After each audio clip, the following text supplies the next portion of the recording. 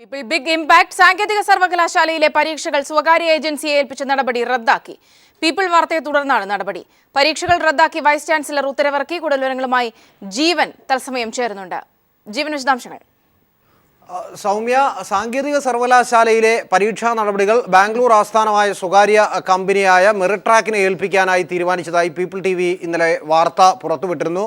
തുടർന്ന് വലിയ പ്രതിഷേധമാണ് പൊതുസമൂഹത്തിൽ ഉയർന്നു വന്നത്. പ്രതിപക്ഷ നേതാവും MP-മാരും അടക്കമുള്ളവർ വിഷയത്തിൽ ഇടപെട്ടു. ഈ നടപടി പിൻവലിക്കണമെന്ന് പ്രതിപക്ഷ നേതാവ് ആവശ്യപ്പെടുകയും MP-മാരായ MP രാജേഷും KN ബാലഗോപാലും ഗവർണർക്ക് കത്ത് നൽകുകയും ചെയ്തു. തുടർന്ന് ഗവർണർ വിഷയത്തിൽ ഇടപെടുകയും സർവകലാശാലയോട് 2 ദിവസത്തിനകം റിപ്പോർട്ട് സമർപ്പിക്കണമെന്ന് ആവശ്യപ്പെടുകയും ചെയ്തു. വിദ്യാർത്ഥി യുവജന പ്രസ്ഥാനങ്ങൾ ഒന്നടങ്കം ഈ വിഷയത്തിൽ പ്രതിഷേധവുമായി രംഗത്ത് വരുന്ന സാഹചര്യത്തിൽ കൂടിയാണ് ഇപ്പോൾ നടപടി റദ്ദ് ചെയ്തത്. രാവിലെ KSUവിൻ്റെ നേതൃത്വത്തിൽ വൈസ് ചാൻസലറെ വിദ്യാർത്ഥികൾ ഉപരോധിക്കുന്ന ഘട്ടമുണ്ടായി. ഒടുവിൽ ഇപ്പോൾ സർവകലാശാലയുടെ പരീക്ഷകൾ സ്വകാര്യ ഏജൻസിയെ ഏൽപ്പിക്കാനുള്ള നീക്കത്തിൽ നിന്നും സർവകലാശാല പിന്നോക്കം പോവുകയാണ്. ഇനിയൊരു നടപടി ഉണ്ടാവുന്നതുവരെ ഇതിന്മേൽ യാതൊരു തീരുമാനങ്ങളും എടുക്കേണ്ടതില്ല എന്നതാണ് സർവകലാശാലയുടെ vice chancellor doctor Kuncheria P. Isaac ഇപ്പോൾ ഉത്തരവിറക്കിയിരിക്കുന്നത്.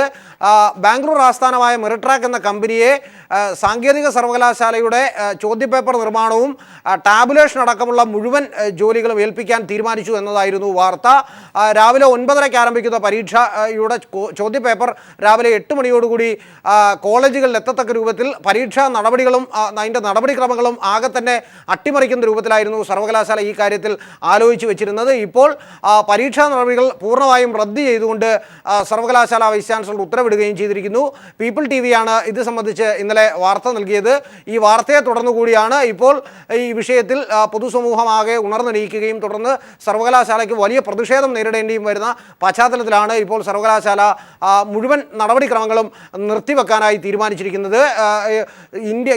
ഇന്ത്യയിൽ തന്നെ ഇതിനു മുമ്പ് 2 സർവകലാശാലകളിൽ പരീക്ഷിക്കുകയും അതിന് ശേഷം സർവകലാശാലകൾ ഇത് നടത്തിപ്പ് പ്രായോഗികമല്ല എന്ന് കരുതി ഉപേക്ഷിക്കുകയും ചെയ്ത സംവിധാനമാണ് സാങ്കേതിക സർവകലാശാലയിൽ നടപ്പിലാക്കാൻ തീരുമാനിച്ചത്. ഏതാണ്ട് 45,000-ലേറെ വിദ്യാർത്ഥികളുടെ ഭാവി തന്നെ തുലാസിലാവുകയും പരീക്ഷാ നടപടികളാകെ അട്ടിമറിക്കപ്പെടുകയും ചെയ്യുന്ന സാഹചര്യത്തിൽ കൂടിയാണ് സർവകലാശാല ഇപ്പോൾ ഇത്തരത്തിൽ ഒരു തീരുമാനമെടുത്തിരിക്കുന്നത്. സൗമ്യ.